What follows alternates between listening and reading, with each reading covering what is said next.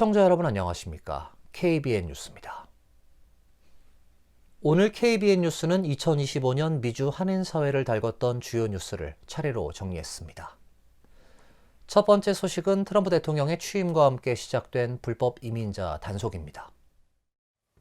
올해 1월 20일 미국 제47대 도널드 트럼프 대통령이 취임하면서 트럼프 대통령은 두 번째 임기를 시작했습니다. 트럼프 대통령은 미국 우선주의를 강조하며 취임과 동시에 멕시코 국경에 국가 비상사태를 선포한 후 불법 이민자의 망명을 차단하고 불법 이민자 단속을 강화했습니다. 올 한 해는 전국적으로 이민자 체포 광풍이 불었습니다.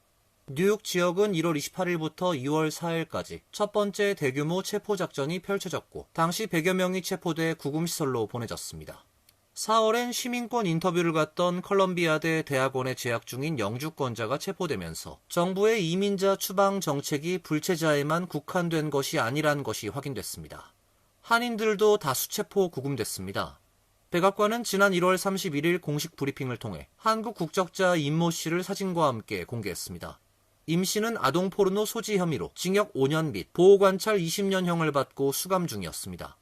지난 7월엔 한인 영주권자 김태영 씨가 샌프란시스코 공항에서 체포돼 구금당하는 사태도 있었습니다. 과거 마리화나 소지 혐의로 기소된 전력이 문제가 됐습니다. 8월엔 유타주에서 활동해온 한인 바이올리니스트가 체포됐으며 같은 달 뉴욕에서 성직자인 어머니와 함께 체류해오던 한인 여대생이 맨해튼 이민법원에 출석했다 체포돼 뉴욕 한인사회가 큰 충격을 받았습니다. 여대생은 다행히 구금 4일 만에 석방됐습니다. 미국에 체류하고 있는 한인 불체자 수는 약 11만에서 15만 명으로 추산됩니다. 이민 당국의 체포 작전은 내년에도 계속 이어질 계획이어서 당분간 이민 사회의 불안감 역시 계속될 것으로 예상됩니다. 불법 이민자 단속이 정점을 달리는 시기에 조지아 한국 기업에서 일을 하는 한인 근로자 300여 명을 포함한 475명이 이민 당국의 체포 구금되는 사건이 있었습니다.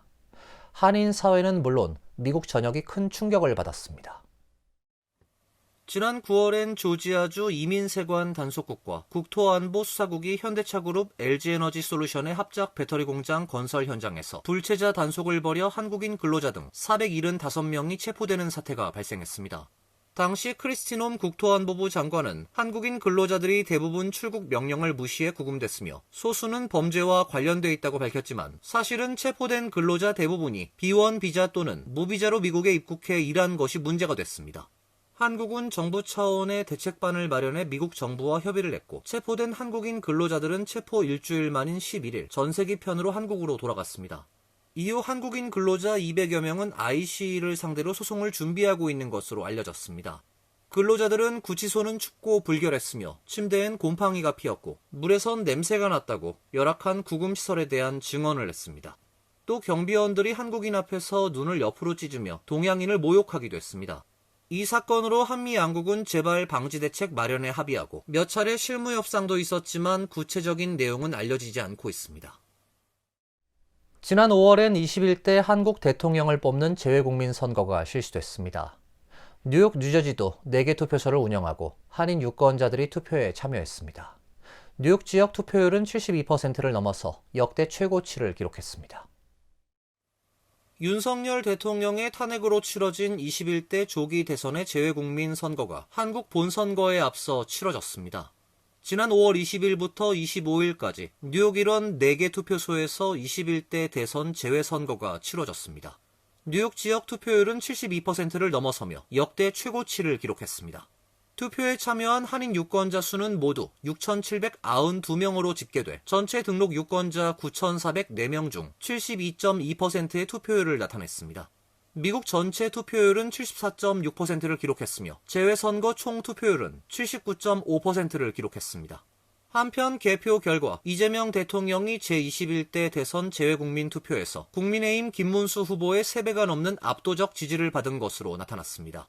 대선에 참여한 재외국민 66.37%가 더불어민주당 이재명 후보를, 21.38%가 김문수 후보를 각각 선택했습니다. 이 수치는 이 대통령의 대선 최종 득표율 49.42%보다 16.95%포인트 높은 것입니다. 반면 김 후보의 재외국민 투표 결과는 대선 최종 득표율 41.15%보다 19.77%포인트 낮습니다. 제외투표에서 개혁신당 이준석 후보는 9.96%에 그쳤으며 기타 1.61%, 무효 0.67% 등으로 집계됐습니다. 지난 11월 치러진 본선거에서 조란 맘다니가 뉴욕시장에 당선됐습니다. 당초 초접전이 예상됐던 뉴저지 주지사 선거 역시 민주당 마이키 셰릴 후보가 예상보다 큰 표 차이로 승리했으며 뉴욕과 뉴저지 한인 정치인들도 잇따라 승전보를 울렸습니다. 이민자 출신 30대 조란 맘다니 민주당 후보가 과반 득표로 무소속 앤드류 쿠오모 후보를 여유롭게 따돌리고 뉴욕시장에 당선됐습니다. 맘다니 후보는 득표율 50.4%로 41.6%를 득표한 쿠오모 후보에 승리했습니다. 공화당 커티스 슬리와 후보는 7.1% 득표에 그쳤습니다. 뉴저지 주지사 선거도 마이키 셰릴 민주당 후보가 잭 시아타렐리 공화당 후보를 56.2%대 43.2%로 크게 이겼습니다. 당초 발표된 여론조사 결과 치열한 접전이 예상됐지만 셰릴 후보가 큰 득표율 차이로 승리해 뉴저지주는 민주당 텃밭임을 다시 증명했습니다. 한인 정치인들도 선전했습니다. 뉴욕시 의원 3선에 도전한 린다 이 줄리원 의원은 무난히 승리했으며 뉴저지 주 하원 앨런 박 의원도 1위로 당선됐습니다. 뉴욕시 의원 3선에 도전한 뉴욕시 23선거구 린다 이 의원은 득표율 79.9%로 베나드 초 후보를 꺾고 승리했습니다. 26선거구 줄리원 후보도 81.4%의 득표율로 공화당 존 힐리 후보에 대승해 뉴욕시 의원 3선을 확정했습니다. 퀸즈 민사법원 판사에 도전한 이부조 길러건 변호사도 40.4%의 득표율로 승리했습니다. 뉴저지 주 하원 재선에 도전한 앨런 박 의원은 1위로 당선을 확정했습니다. 박 의원은 득표율 34.36%를 기록해 같은 당 샤마 헤이더 후보와 함께 공화당 후보를 여유있게 따돌리고 주 하원 3선에 성공했습니다.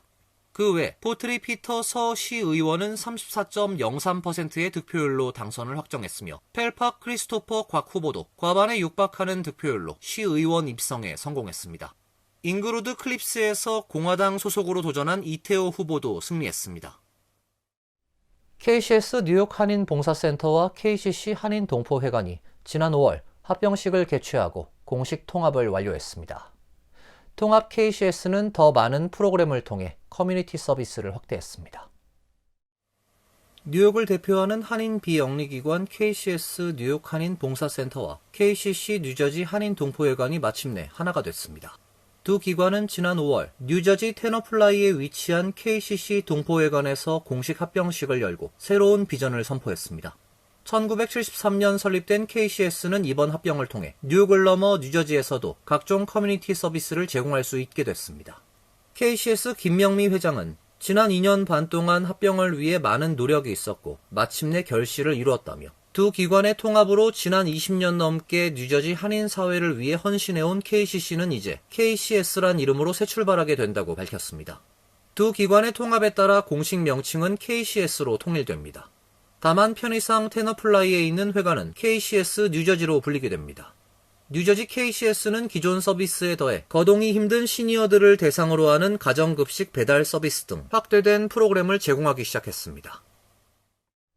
올 들어서도 원 달러 환율이 상승세를 거듭해 1,500원까지 육박하는 등 고환율 시대가 일상이 됐습니다.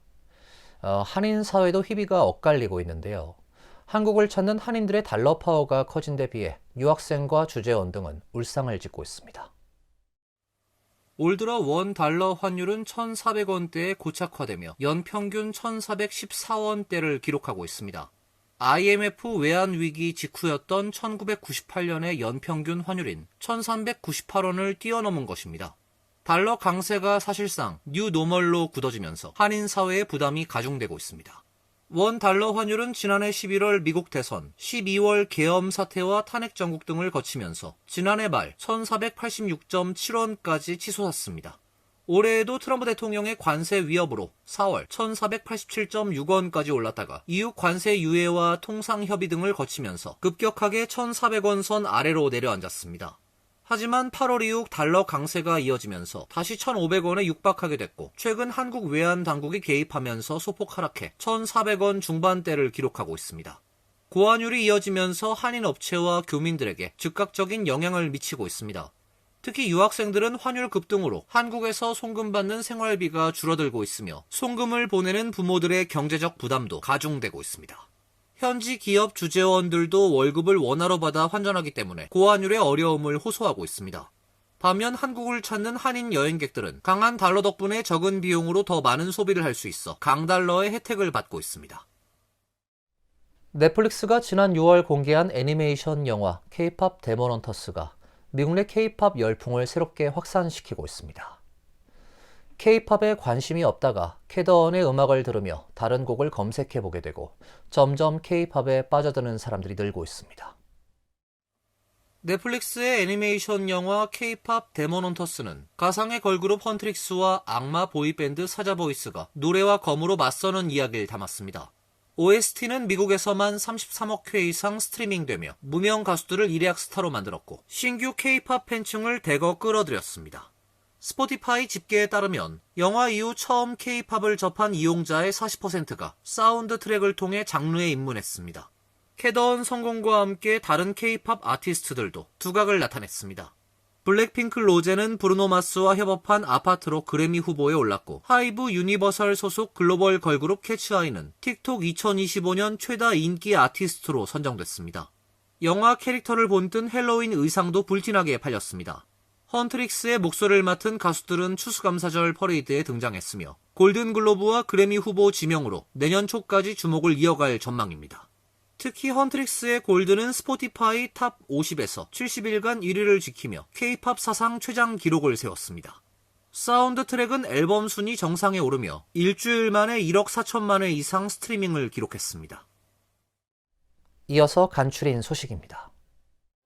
마켓워치는 오늘 연방주택금융청 최신 발표를 인용해 2025년 10월 미국 주택가격지수는 436.70으로 전년 동월 대비 1.7% 상승했다고 보도했습니다. 10월 상승률은 글로벌 금융위기 후 5년간 하락한 주택가격이 반등을 시작한 2012년 3월 이래 가장 낮았습니다. 전월 대비로 주택가격은 0.4% 상승했습니다. 9월은 애초 보합에서 0.1% 하락으로 하향 조정됐습니다. 이코노미스트는 주택가격 상승세가 둔화하면서 장기간 침체한 주택시장에서 주거비 부담이 다소 완화하고 있음을 시사했다고 지적했습니다. 지역별로 보면 중서부 남부 지역에선 전년 동월보다 0.7% 하락한 반면 중부 대서양 연안 지역에선 5.3% 상승했습니다. 온라인 매체 마이뉴스 LA에 따르면 한인 여성 윤모 씨는 지난 18일 LA 카운티 슈퍼리어 코트에 소장을 제출하고 부당 해고와 장애 차별, 보복 행위를 당했다며 보상적, 징벌적 손해배상을 청구했습니다.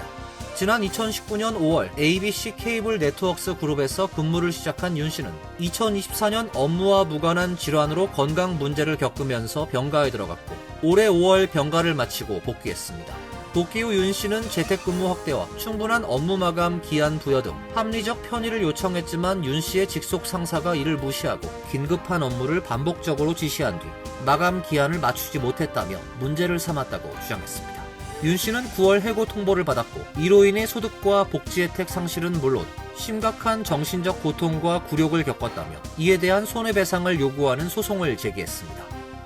CDC에 따르면 최근 생고를 먹고 식중독균인 살모넬라에 감염된 케이스가 22개 주에 걸쳐 64명으로 집계됐습니다. 생골 섭취로 인한 식중독이 가장 많이 발생한 주는 펜실베니아주가 10건으로 가장 많았고 뉴욕 7건, 뉴저지와 버지니아가 각각 6건으로 그 뒤를 이었습니다.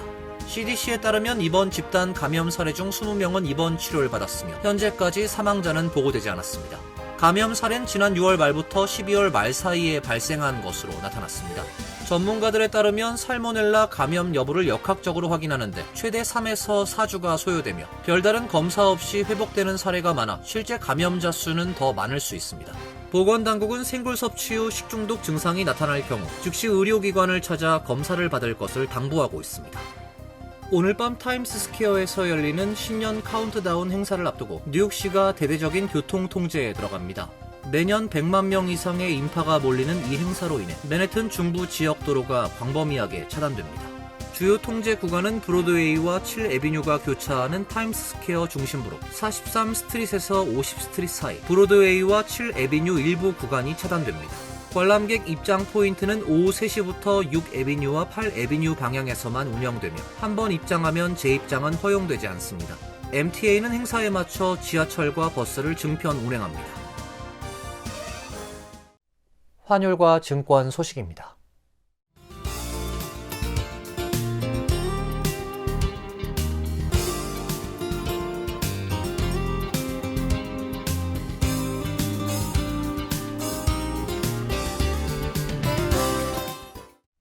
이어서 날씨입니다. 새해 첫날인 내일은 대체로 흐린 가운데 춥겠습니다. 지역에 따라 오전에 약한 눈발이 내리겠습니다. 낮 최고 기온 30도, 섭씨 영하 1도, 밤 최저 기온 22도, 섭씨 영하 6도로 예상됩니다. 금요일은 대체로 맑은 날씨가 예상됩니다. 토요일은 약간 구름이 끼는 대체로 맑은 날씨가 예상되고 있습니다. 이상으로 KBN 뉴스를 마칩니다. KBN과 함께 즐거운 시간 되시길 바랍니다. 동부 최대 한인방송 KBN이 제작하는 KBN 뉴스는 웹사이트 mykbn.com 그리고 유튜브와 페이스북에서 다시 보실 수 있습니다. 좋아요, 구독, 알림 설정은 뉴스 제작에 큰 도움이 됩니다.